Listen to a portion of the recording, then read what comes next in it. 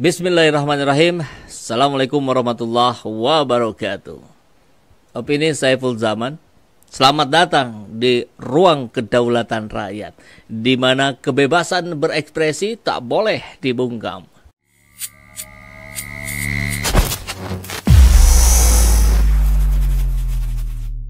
Ini ada yang menarik, Pak, komentar dari subscriber channel ini. Prabowo tak masalah lah, asal jangan ada Gibran.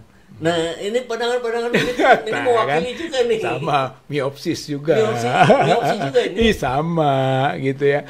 Jadi sebenarnya nggak bisa dengan memotong sekedar Gibran. Gibran itu gitu kan alat bargaining. Sampai kenapa Jokowi mendukung habis sampai mengoptimalkan pasukannya, aparatnya, birokrasinya, dananya, gitu, bansosnya, gitu kan, otak-atik sirekapnya semua dilakukan oleh Jokowi itu karena ada anak, gitu, dan itu tahu Prabowo, makanya Prabowo tidak akan mudah menyingkirkan anaknya, nggak mudah. Nah, tambah lagi anaknya ini Gibran dan Jokowi dititipkan lagi ke Jinping, gitu. Ketika nyambung, ketika dia tidak mampu mengendalikan Jokowi ini karena nggak punya jabatan lagi, ya kan? Ya, dia akan pakai tangan kaisar. Kan kemarin sudah itu katanya sudah teken kontrak. Kok tiba-tiba Anda main-main, gitu kan? Bukan saya yang menindak. Ini loh, gitu, ada kekuatan besar ya. Itu tadi udah tersebar Cinaisasinya, gitu. Nah, kalau kita lihat tadi di akar rumput masih ada perlawanan yang tampaknya tidak kenal lelah, tidak kenal kamus putus asa dan sebagainya. Kemudian sebagian atau mungkin sebagian besar juga masih berharap menitipkan pundak perubahan ini pada sosok yang bernama Anies Rashid Baswedan. Tapi di sisi lain rasanya kembali seperti pola yang Pak Rizal tadi lihat. Kalau kita melihat karakter, tadi kita lihat karakter Prabowo, sekarang kalau kita lihat karakter Anies, ini kan seorang cendekiawan, bukan aktivis yang sering turun ke jalan dan macam-macam. Ini kalau kita berharap Anies akan memimpin people power, rasanya agak-agak sulit realisasinya gitu.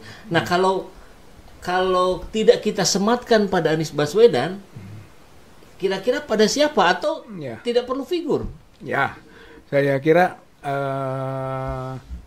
lama-lama Anies bisa dilupakan. Ya kan, kalau dia punya karakter yang tidak bagus, misalnya jadi menteri, ternyata memilih jadi menteri, habis. Walaupun alasannya, saya mau melakukan perubahan, di dalam macam-macam lah, merubah dari dalam, yang terjadi di dalam dirubah, gitu kan, di mana-mana juga begitu. Kalau dia minoritas, gitu susah.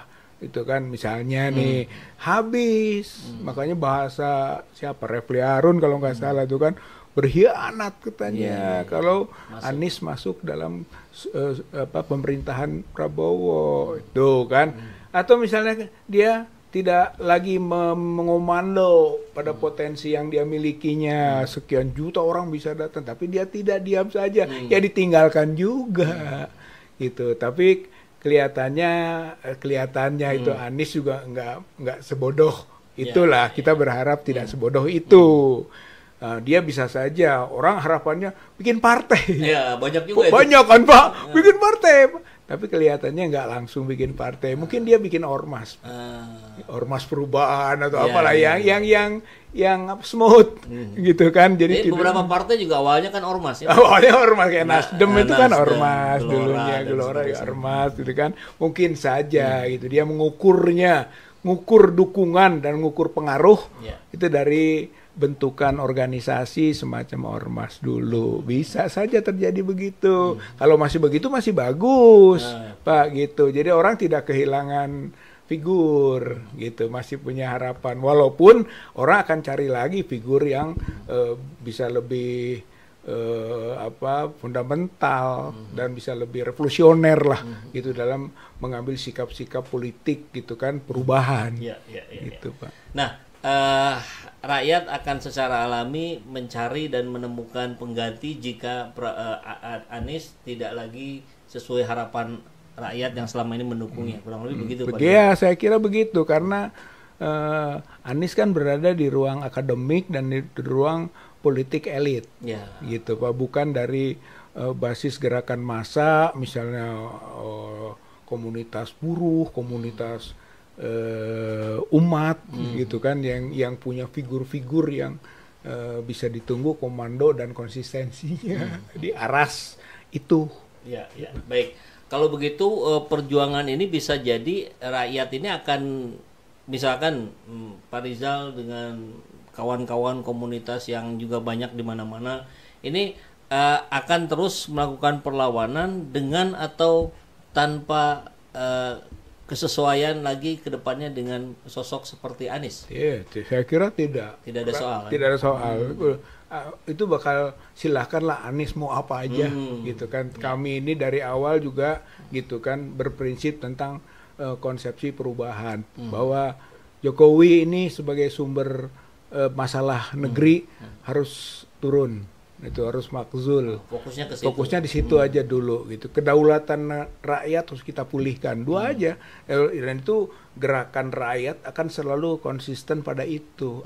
Tidak ada figur yang awalnya diharapkan memimpin kemudian tidak, nggak jadi masalah gitu. Gerakan akan terus gitu Pak. Kelihatannya dari apa ya, teman-teman lah yang memberi informasi tentang sikapnya berada di jalur konsistensi gitu, untuk melakukan aksi-aksi terus gitu kan, sampai dua hal tadi. Jokowi harus makzul ya, dan yang kedua kedaulatan rakyat harus kita pulihkan. Dua fokus ini ketika dalam bulan-bulan ke depan kan kita akan berhadapan dengan pilkada nih Pak Rizal. Iya. Ini akan diabaikan pilkada atau akan beriringan bersama dengan orang-orang? Saya kira pilkada itu akan jadi batu loncatan saja buat aksi-aksi yang lebih besar. Oh, justru dijadikan. Iya, nggak ada, sama-sama saling memanfaatkan, Pak. Gitu. Status quo ingin menjadikan pilkada sebagai penguatan basis establishment, kan gitu ya, Pak ya. Pasti ya. Tapi kelompok perubahan, gitu kan, juga akan menjadikan itu kendaraan bagi upaya misi perubahannya. Bisa gitu kan, misalnya ya muncullah figur-figur yang walaupun bukan kualifikasinya bisa menang, tapi bisa saja difigurkan dalam rangka perlawanan-perlawanan, Pak. Iya. Kalau perlu dari jalur independen. Independen dari hal yang mana gitu, mungkin saja, walaupun mungkin dari segi kemungkinan menang tidak maksimum gitu ya, tapi dari segi perlawanan dia menjadi pemersatu kekuatan perlawanan, bukan hanya tingkat lokal, regional, bisa ke nasional gitu kan. Dari mana perlawanan walaupun itu pilkada, gitu. Nggak masalah saya kira. Jadi masih bisa. Karena memang barusan tuh saya agak berpikir ini kalau memang tadi memang masih ada versi status quo dengan pro perubahan, ini yang disebut pro perubahan ini siapa sekarang? Karena Nasdem udah gabung gitu kan, PKB gabung, memang itu levelnya nasional. Bisa jadi kan di daerah berbeda bisa, tapi bisa juga sama. Bisa juga sama. Kan kasus misalkan di wilayah timur PKS dan PDIP berkoalisi itu menjadi masuk akal kalau di timur gitu. Tapi kalau di tengah dan di barat agak sulit gitu. Jadi kalau anggaplah memang misalkan kita masih bicara dengan orang-orang yang melalui jalur kepartaian.